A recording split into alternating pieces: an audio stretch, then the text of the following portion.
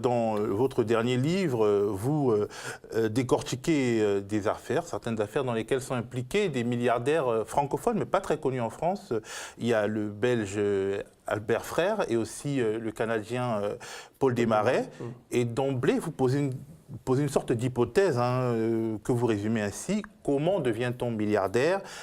En pillant d'abord les États. Alors c'est une hypothèse assez audacieuse. Alors expliquez-nous en quoi elle est fonctionnelle pour ces deux hommes.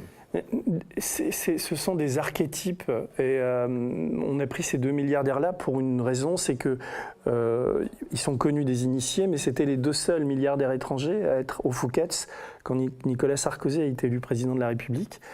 Parmi les 57 invités, il y avait Frère et Desmarais. Et en faisant cette enquête, on s'est rendu compte qu'ils étaient effectivement au Fouquet's parce qu'ils avaient investi sur Nicolas Sarkozy, avec une idée en tête: capter Gaz de France, parce qu'ils étaient actionnaires principaux dans Suez, le groupe belge d'énergie, qui était très endetté.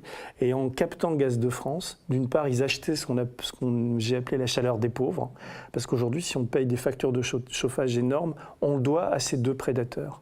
Et on doit aussi à la faiblesse, à la compromission et à la complicité du personnel politique en France.